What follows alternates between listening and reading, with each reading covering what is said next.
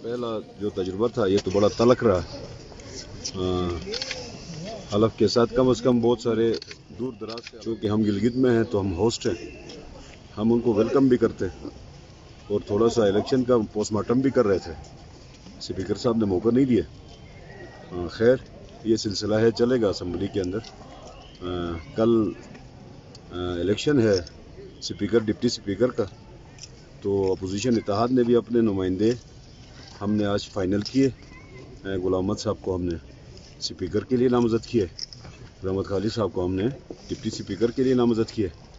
अभी पीटीआई की तरफ से कोई नॉमिनेशन नहीं आई है। शाम को इंतज़ार कर रहे हैं हम भी उनकी क्या नॉमिनेशन आती है पीटीआई के चेयरमैन की तरफ से, और हमें ये भी खदशा है, बल्कि उम्मीद है शायद इनके अंदर कोई डिफेक्शन होनी है, वो ब्लॉक बनने हैं।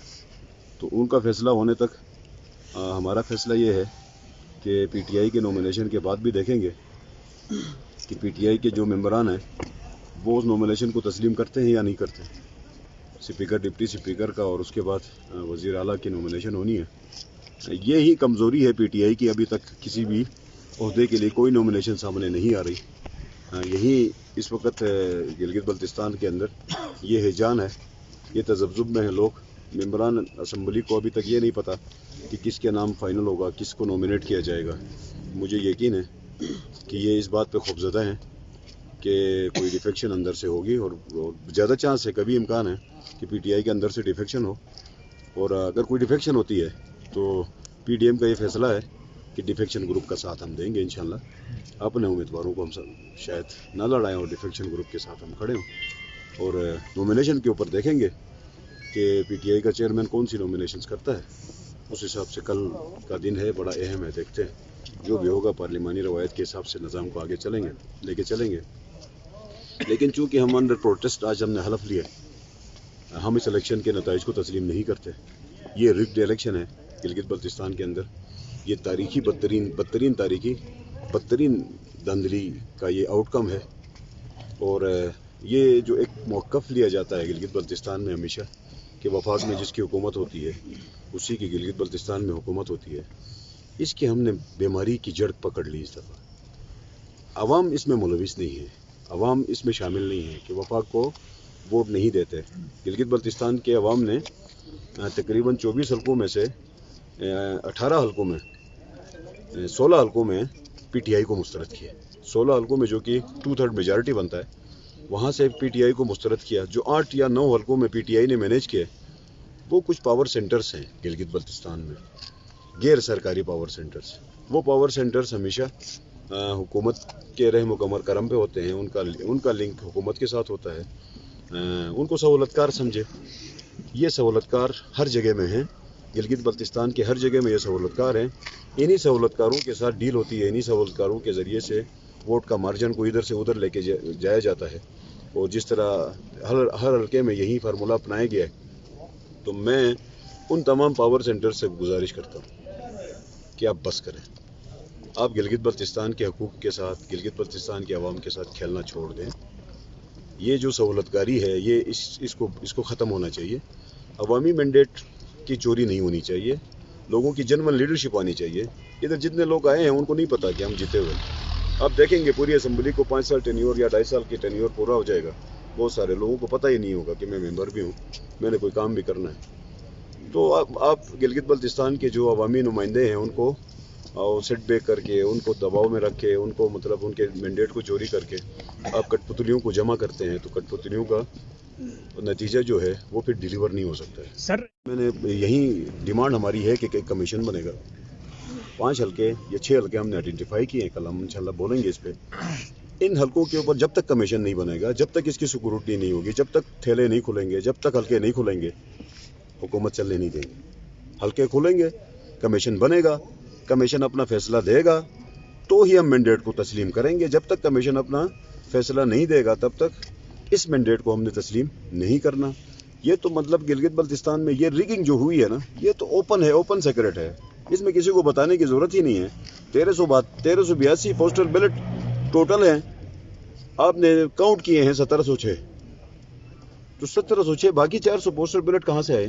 اور مارجن 60 کا ہے، آپ نے جس بندے کو جتایا اس کا مارجن کتنا ہے؟ تو یہ تو یہاں پہ تو اوپن لوگوں کے سامنے آ گئے، ان کی دھاندلی نظر آ گئی جو ان لوگوں نے اندھیرے میں رات کو کیے۔ دیکھیں، ہم نے وفاقی حکمران جماعت کے خلاف وفاقی امپلائیز کی آر او شپ میں، ڈسٹرکٹ آر او شپ میں ہم نے الیکشن لڑائی۔ اب خود اندازہ کریں، ہم ایک وفاقی حکمران جماعت کے خلاف الیکشن لڑتے ہیں اور انہی کے بندے ریٹرننگ آفیسر بھی ہیں اور انہی کے بندے ڈسٹرکٹ ریٹرننگ آفیسرز بھی ہیں۔ گلگت بلتستان کے جوڈیشری کے اوپر عدم اعتماد کیا گیا۔ یہ ساری باتیں چھوڑ دیں، میں کیمرے کے سامنے کہتا ہوں، supreme appellate court Gilgit Baltistan کے حکم کی دجیاں امین گنڈاپور نے بکھیر دی، ردی کی ٹوکری میں ڈال دی۔ آج supreme court of Gilgit Baltistan جو ہے وہ مطلب بے دست پا ہے۔ ایک وزیر کے سامنے supreme court of Gilgit Baltistan بے دست پا ہے، وہ سپریم کورٹ گلگت بلتستان ایک وزیر کے سامنے بے دست پا ہے تو عوام کی کیا حالت ہوگی، ہماری کیا حالت ہوئی ہوگی، ریٹرننگ آفیسر کی کیا حالت ہوئی ہوگی، چیف الیکشن کمشنر کی کیا حالت ہوئی ہوگی۔ تماشا بنا ہوا ہے، تماشا۔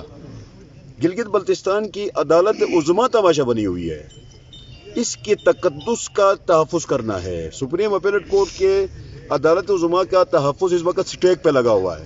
گلگت بلتستان کے لوگ حیران ہیں کہ ایک عدالت کے حکم کو ایک وزیر نے ردی کی ٹوکری میں پھینکا، اس کو تسلیم کرنے سے انکار کیا۔ عدالت بھی ٹس سے مس نہیں ہے، کوئی عدالت کو ایک بات کرنے کے لیے تیار نہیں ہے۔ تو اس صورتحال میں ہم نے الیکشن لڑا ہے۔